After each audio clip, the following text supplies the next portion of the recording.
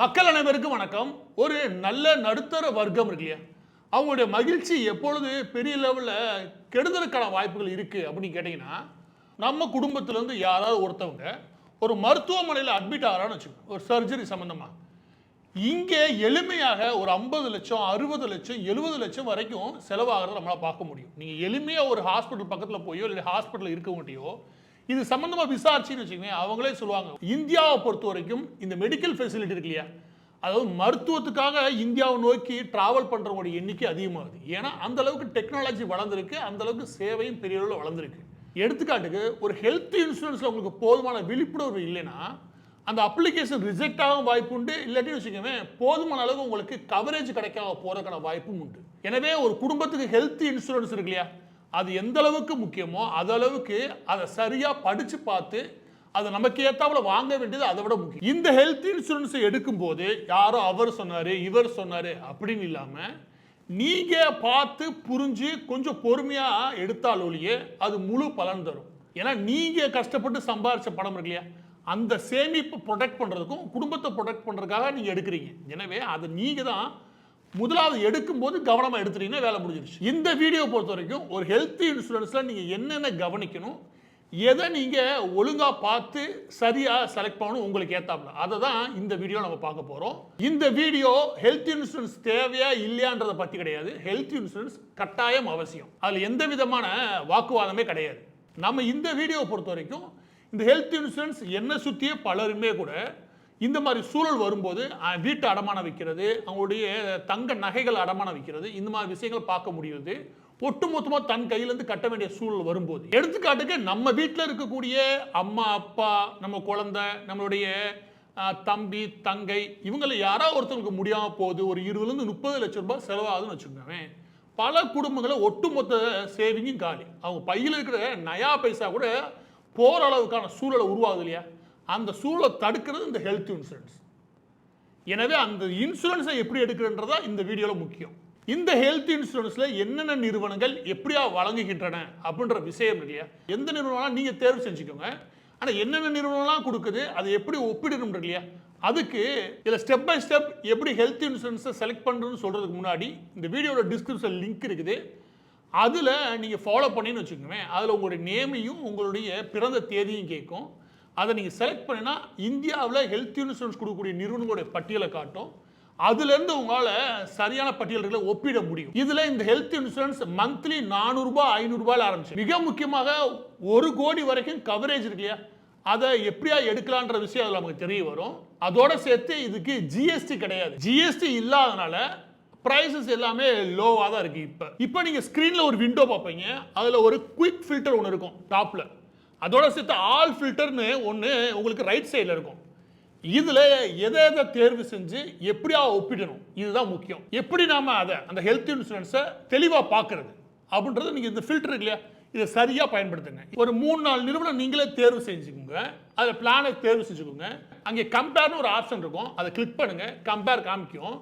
அதில் எதை எதை கவனிக்கின்றதை நான் சொல்கிறேன். இந்த ஃபில்டரில் இப்போ 3 நிறுவனம் தேர்வு செய்யணும்னா 3ஐயும் அப்படி சைட் பை சைடு அவங்களுக்கு கம்பேர் பண்ணி காமிச்சிடும்.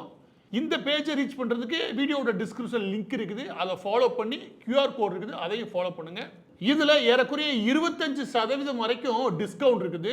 NRIயை பொறுத்த வரைக்கும் வெளிநாடுகள் இருக்கிறத விட சும்மா 35% அளவிற்கு இங்கே இன்சூரன்ஸ் பாலிசி அது குறைவாக இருக்கும். இதை பற்றி பலருக்கும் தெரியறதில்ல. எனவே இதை மற்றவங்ககிட்ட ஷேர் பண்ணுறது அவசியம். இப்போ விஷயத்துக்குள்ளே வரலாம். எதை நான் முக்கியமாக பார்க்கணும் ஹெல்த் இன்சூரன்ஸை பொறுத்த வரைக்கும். இதில் முதலாவது முக்கியமாக பார்க்க வேண்டியது இந்த ரூம் ரெண்ட் இருக்கு இல்லையா. நம்ம ஹெல்த் இன்சூரன்ஸ் போய் இதெல்லாம் கவனிக்கிறதே இல்லை. ஃபஸ்ட்டு நீங்கள் கவனிக்க வேண்டியது ரூம் ரெண்ட் தான் எனக்கு கேட்டால். ஏன்னா அதில் பல இடங்களில் கவரேஜ் இருக்காது, சில இடங்களில் 0.5% போட்டிருப்பான். அப்படின்னா ஒரு நாளைக்கு நீங்கள் 10,000 வச்சுக்கோங்க, அவன் 0.5 தான் ஷேர் பண்ணுவான். யார், நீங்கள் பாலிசி எடுத்தீங்களே அந்த இன்சூரன்ஸ். எனவே அதில் 10,000 அவங்க 5,000 தான் பே பண்ணுவாங்க. நீ தினமும் 5,000 ரூபாய் நீங்கள் பே பண்ண வேண்டியிருக்கும். இதில் கேப்பிங் அண்ட் லிமிட் இருக்கு இல்லையா, அந்த லிமிட்டை பொறுத்த வரைக்கும் நீங்கள் 10 லட்சம் வரைக்கும் இருக்குது. இந்த ரூம் ரெண்ட்டை பொறுத்த வரைக்கும் 1% வரைக்கும் இருக்குது, 0.5% வரைக்கும் இருக்குது. இப்படிலாம் இருக்கும். அந்த லிமிட் இருக்குல்ல, அதில் தான் சில சிக்கல்கள் ஆரம்பிக்கும். இது மட்டும் கிடையாது, டாக்டர் ஃபீஸு, சர்ஜரி காஸ்ட், அதுக்கப்புறம் அதர் திங்ஸு, இது எல்லாம் எந்த அளவுக்கு முடியுமோ அதில் குறைச்சி விட்டுருப்பானுங்க. அதனால் என்ன ஆகும் அப்படின்னா ஒரு 50% வரைக்கும் நாம் கட்டுற நிலைமை உருவாகும். ஃபார் எக்ஸாம்பிளுக்கு நீங்கள் கவரேஜ் 10 லட்சத்துக்கு எடுத்துருக்கீங்க, 4 லட்சம் ரூபா பில் ஆகுதுன்னு வச்சுக்கோங்க, அதுல 2 லட்சம் தான் கவரேஜ் வரும். எனவே ஃபர்ஸ்ட் இந்த பாலிசி செலக்ட் பண்ணும்போது நோ ரூம் ரெண்ட் லிமிட் இருக்கு இல்லையா, அதை செலக்ட் பண்ணி வச்சுக்கோங்க. ரூம் ரெண்ட்டுக்குன்னு ஏதாவது ஒரு லிமிட்டை செட் பண்றது இல்லையா, அதை தவிர்த்துருங்க. நெக்ஸ்ட் பாலிசியோட பெனிஃபிட்ஸ் இருக்கு இல்லையா, அந்த பெனிஃபிட்ஸ்ல ரொம்ப முக்கியமானது ப்ரீ ஹாஸ்பிட்டலைசேஷன், போஸ்ட் ஹாஸ்பிட்டலைசேஷன். அதாவது மருத்துவம் இது நேரத்தில் ஆரம்பிக்க போது இதுதான் நோயின்னு கண்டுபிடிச்சிட்டோம், அதுக்கான மருத்துவத்துக்கு மட்டும் செலவு பண்றது. அதுக்கு முன்னாடி நம்ம ஸ்கேன் பண்ணியிருப்போம், அதுக்கு முன்னாடி ஏதாவது ஒரு டெஸ்ட் எடுத்து முடிச்சிருப்போம், இது எதுக்குமே அந்த பாலிசிக்குள்ள வராது பெனிஃபிட்ல. அதே மாதிரி அந்த மருத்துவ செலவு முடிஞ்சா போஸ்ட் ஹாஸ்பிட்டலைசேஷன் ஒன்று இருக்குது, அந்த முக்கியமான சர்ஜரி முடிஞ்சது, ஆனால் அதுக்கப்புறம் பிசியோதெரப்பிலேருந்து ஏகப்பட்ட வேலை இருக்குன்னு வச்சுக்கோங்க, அதுக்கும் கவரேஜ் இருக்காது. இது அதை விட பெரிய செலவாக இருக்குன்னு வச்சுக்கோங்க. மெயின் செலவு எது, அதை மட்டும் முடிச்சுட்டு போயிடுவானுங்க. இந்த நிலைமை இருக்கக்கூடாது. இது பாலிசி பெனிஃபிட்ல கவனிக்க வேண்டிய விஷயம். ஏன்னா அந்த சர்ஜரி ஆரம்பிக்கிற முன்னாடியே ஸ்கேன் பண்றோம், அது பண்றோம், இது பண்றோம், ஒரு 10,000 செலவாயிருக்கும். அதாவது எல்லா வேலையும் முடிஞ்சதுக்கு அப்புறம் இல்லையா, அதுக்கு ஒரு 15-20,000 செலவாகும். அப்படி ஏகப்பட்ட செலவு இருக்குது. எனவே இதுவும் அதுல கவரேஜ் ஆகணும். எனவே பாலிசியில் இந்த ஃபில்டரை செலக்ட் பண்ணும்போது அதில் நீங்கள் எதை கவனிக்கணும் அப்படின்னா 20 to 30 நாள் இந்த ப்ரீ ஹாஸ்பிட்டலைசேஷன், போஸ்ட் ஹாஸ்பிட்டலைசேஷன் இல்லையா, இது கொடுக்குறாங்களான்னு பார்த்துக்கோங்க. அதற்கடுத்து மிக முக்கியமானது டே கேர். அதாவது அப்பெண்டிக்ஸ் சர்ஜரி ஆகட்டும், ஐ சர்ஜரி ஆகட்டும், சில கேன்சர் சம்மந்தப்பட்டதாகட்டும், ஆனால் அதுக்கெல்லாம் கவரேஜ் இருக்காது. ஏன்னா 24 மணி நேரத்துக்குள்ள வந்துடுறீங்களே. எனவே அந்த ஃபில்டர்ல இந்த டே கேர் ஆப்ஷன் இருக்குல்ல, அதையும் செலக்ட் பண்றது அவசியம். அதற்கடுத்து சப்ளிமெண்ட்ஸ்.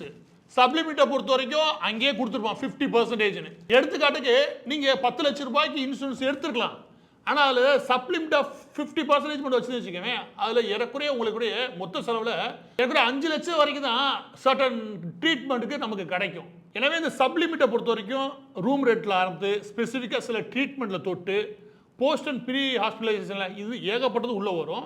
இது இல்லாமல் பார்த்துக்கணும் ஃபில்டரில். அடுத்தது கோப்பே. கோப்பேனா நானும் சேர்ந்து கட்டுறேன்னு அர்த்தம். நீ ஒரு எடுத்துக்காட்டு ஒரு 5 லட்ச ரூபாய்க்கு ஒரு இன்சூரன்ஸ் போட்டிருக்கீங்க, அதில் உங்களுக்கு நீ கிளைம் பண்ண போகிறீங்க எவ்வளவு, 2 லட்சம் தான் கிளைம் பண்ண போகிறீங்க. அந்த 2 லட்சம் கிளைம் பண்ண போது என்ன சொல்லுவாங்க அப்படின்னா, நீங்களும் கோப்பேயாக இருக்கீங்க. ஒருவேளை எடுத்துக்காட்டுக்கு 20% வச்சுருக்கீங்கன்னு வச்சுக்கோங்க, நீங்கள் 40,000 கட்டுங்க, நாங்கள் 1,60,000 கட்டுறோம் அப்படின்னு போய் நிற்கும். எனவே இந்த கோப்பேன்னு இருக்கு இல்லையா, அந்த மாதிரி ஆப்ஷன் இல்லாமல் பார்த்துக்கோங்க. இது ஏன் நான் சொல்கிறேன் அப்படின்னா, அந்த ப்ரீமியம் அமௌண்ட் இருக்குல்ல, அது கொஞ்சமாக வரன்றதுக்காக இதையெல்லாம் கண்டுக்காம ஒரு இன்சூரன்ஸ் எடுத்தா போதுன்னு உரையிலும் இல்லையா, அதில் வர பிரச்சனை. ஆனால் லாஸ்ட்டில் பார்த்தா இந்த செலவு தான் இப்போ நான் சொன்னேன் இல்லையா, அதுதான் ஏகப்பட்ட செலவு வந்து நிற்கும் மெயினை விட. நெக்ஸ்ட் இருக்கிறது வெயிட்டிங் பீரியடு. இந்த வெயிட்டிங் பீரியட் இல்லையா, உங்களுக்கு பிபி இல்லாட்டி டயபெட்டிஸ் இருக்குது, இல்லை ஆஸ்மா இருக்குது, இல்லாட்டி தைராய்டு இருக்குது, இந்த மாதிரி இருக்குன்னா அதையும் தெளிவாக அதில் கொடுக்க. ஏன்னா அதோட சேர்த்து டே 1லேருந்து உங்களுக்கு கவரேஜ் கவர் ஆகுதா அது இல்லையா அப்படின்ற விஷயமும் அதில் உங்களுக்கு தெரிஞ்சிடும். அதில் வெயிட்டிங் பீரியட் பிரச்சனை வராது. அதுக்கப்புறம் மிக முக்கியமானது கன்சூமபிள் கவரேஜஸ். இந்த சிசர் வாங்குறது, காட்டனு, அது கட்டுறது, பிரிக்கிறது, ஏகப்பட்டது இருக்குன்னு வச்சுக்கோங்க. இதையெல்லாம் இருக்கு இல்லையா, இதெல்லாம் 10லேருந்து 15% ஒட்டுமொத்த ஹாஸ்பிட்டல் செலவில் உருவாகும். எனவே இதுவும் அதில் கவரேஜில் வருதான் பார்த்துக்கோங்க. அதற்கடுத்து ரொம்ப ரொம்ப முக்கியமானது என்ன அப்படின்னா கேஷ்லெஸ். நேரடியாக ஹாஸ்பிட்டலுக்கு கட்டிடணும். நீங்கள் இல்லைன்னு வச்சுக்கோங்க, நீங்கள் மெடிக்கல் செலவெல்லாம் பார்த்துருங்க, அதுக்கப்புறம் டாக்குமெண்ட் எடுத்துகிட்டு அலைய வேண்டியிருக்கும், அதை சப்மிட் பண்ணிட்டு வாங்க வேண்டியிருக்கும். இப்படியா இல்லாமல் அங்கே கேஷ்லெஸ் ஹாஸ்பிட்டல்ஸ் இருக்கான்னு பாருங்கள்.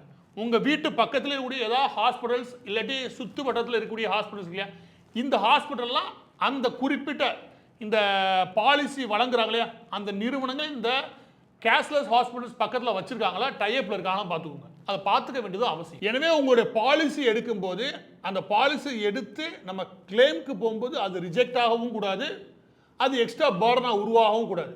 அந்த மாதிரி நீங்கள் ஹெல்த் இன்சூரன்ஸ் எடுக்கிறதுக்கு நான் சொன்னேன் இல்லையா, first room rent, pre hospital, post hospital அந்த கவரேஜ், அதுக்கப்புறம் சப்ளிமிட் இருக்கக்கூடாது, கோப்பேயாக இருக்கக்கூடாது, வெயிட்டிங் பீரியட்ன்ற விஷயம் இருக்கு இல்லையா, அதில் எந்தளவுக்கு கவனமாக இருக்கணும், கன்சூமபிள் கவரேஜ்னு ஒன்று இருக்கு இல்லையா, காட்டிலேருந்து எல்லாமே அதுவும் உள்ளே வந்துடணும். கடைசியாக கேஷ்லெஸ் ஹாஸ்பிட்டல்ஸோட கவரேஜ் இருக்கா, நம்ம பக்கத்தில் அது இருக்கா, அதை இந்த நிறுவனங்கள் தருதான்னு பார்க்கணும். இந்த வீடியோட டிஸ்கிரிப்ஷனில் கொடுக்கக்கூடிய லிங்க் இருக்கு இல்லையா, அதை தேர்வு செஞ்சு அதில் இது எல்லாம் சரியாக நீங்கள் கொடுத்தீங்கன்னா உங்களை அடுத்த 30 நிமிஷத்தில் அது சம்மந்தமான நபர்கள் உங்களை கம்யூனிகேட் பண்ணுவாங்க. அதில் உங்களுக்கு போதுமான சப்போர்ட் கிடைக்கும். எனவே எதிர்பாராத ஹாஸ்பிட்டல் செலவுன்றது, மருத்துவ செலவுன்றது நம்ம ஒட்டுமொத்த சேவிங்கையும் சேர்த்து வைத்த சேமிப்பையும் மொத்தமாக எடுத்துகிட்டு போகிறதுக்கு வல்லது.